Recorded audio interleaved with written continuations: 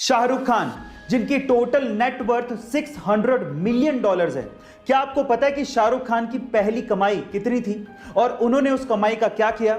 चलिए मैं आपको बताता हूं। शाहरुख खान जो कि $600 मिलियन के मालिक हैं, उनकी पहली कमाई मात्र 50 रुपए थी और वो भी उन्हें दिल्ली में गजल गायक पंकज उधास के कॉन्सर्ट में गाइड बनने के लिए मिली थी। और क्या आप जानते हैं कि उन्होंने उस कमाई का क्या किया? वो आगरा गए और ताजमहल देखा। इससे यह सीखने को मिलता है कि भले ही आपकी जेब छोटी हो, लेकिन आंखों में अरमान बड़े होने चाहिए। रजनीकांत को साउथ में थलाइवा क्यों कहा जाता है? एक इंसिडेंट से समझिए। यह बात है 1992 की, जब रजनीकांत सड़क से अपनी कार में जा रहे थे। अचानक से ट्रैफिक वाले ने वहां पर उनकी कार को रोक दिया और रजनीकांत को कहा कि आपको यहीं ट्रैफिक में ही इंतजार करना पड़ेगा, आधे घंटे में सीएम की गाड़ी आ रही है। तो रजनीकांत ने कहा कि इंतजार तो ठीक है, लेकिन आधा घंटा बहुत ज्यादा है, सीएम की गाड़ी आने में टाइम है, हमें जाने दो, लोग परेशान हो रहे हैं। लेकिन ट्रैफिक पुलिस वाला नहीं माना, उसने कहा कि नहीं, आपको इंतजार करना पड़ेगा। तो इस बात पे रजनीकांत बाहर निकले और पास की दुकान पर जाके खड़े हो गए। उनको देख के वहां पर भीड़ जमा हो गई। अब ये तो और ज्यादा प्रॉब्लम वाली बात हो गई, कंट्रोल करना और भारी पड़ गया। तो इस बात पे ट्रैफिक पुलिस वाला रजनीकांत के पास गया और उन्हें कहा कि प्लीज आप यहां से जाइए। तब रजनीकांत ने कहा कि यही तो मैं कह रहा था कि मुझे जाने दो भाई, इंतजार करना तो ठीक है, लेकिन आधा घंटा बहुत ज्यादा है।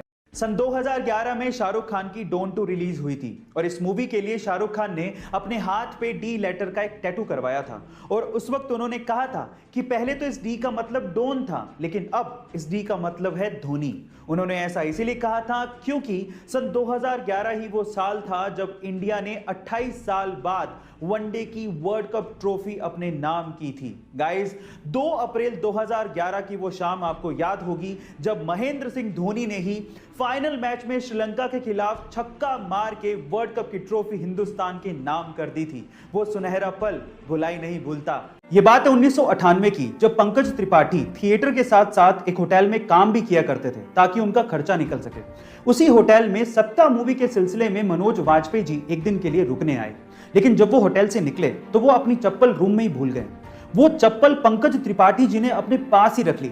जब कुछ सालों बाद पंकज त्रिपाठी जी भी सफल हो गए और जब वो मनोज वाजपेयी जी से मिले तो उन्होंने इस इंसिडेंट के बारे में मनोज वाजपेयी जी को बताया और कहा कि उनकी चप्पल उन्होंने रख ली थी।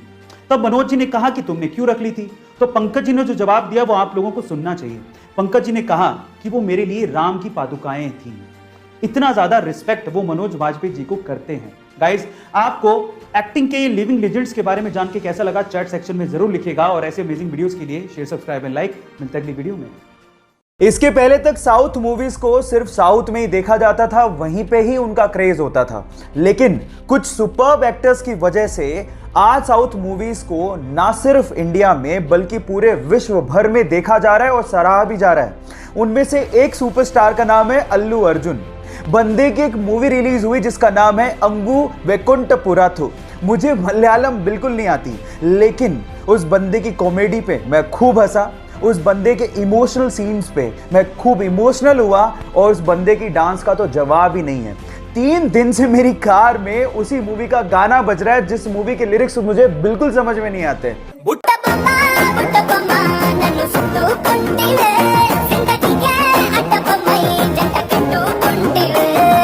देख रहे हो, मतलब ये क्रेज है उस बंदे का। सो अल्लू अर्जुन, जिसे हम स्टाइलिश स्टार भी कहते हैं, उस बंदे के लिए एक हार्ट तो बनता है।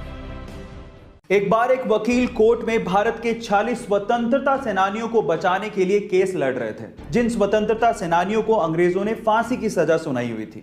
अचानक से कोर्ट की कार्रवाई के बीच में एक कर्मचारी आता है और उस वकील को एक खत दे के चला जाता है। उस खत को पढ़ने के बाद वकील उस खत को साइड में रखता है और अपनी बहस को कंटिन्यू करता है और उसके बाद अपनी वकालत के दम पर उन 40 स्वतंत्रता सेनानियों को बेगुनाह साबित करता है और उन्हें वहां से बचाता है। जब कोर्ट की कार्रवाई खत्म हो जाती है तो जज वकील से पूछता है कि तुम्हें जो चिट्ठी दी गई थी उसमें क्या लिखा हुआ था? तो वकील ने कहा कि उस चिट्ठी के अंदर मेरी पत्नी की निधन का समाचार था। गाइस, अपनी पत्नी के निधन का समाचार सुनने के बावजूद भी अपने कर्तव्य को निभाने वाले कोई और नहीं बल्कि लौह पुरुष सरदार वल्लभ भाई पटेल थे। सरदार वल्लभ भाई पटेल के इस बलिदान को शत शत नमन। गाइस, क्या आपको भी वो पल याद है? चैट सेक्शन में जरूर लिखिएगा और ऐसे अमेजिंग वीडियोस के लिए शेयर, सब्सक्राइब एंड लाइक। मिलते हैं अगली वीडियो में।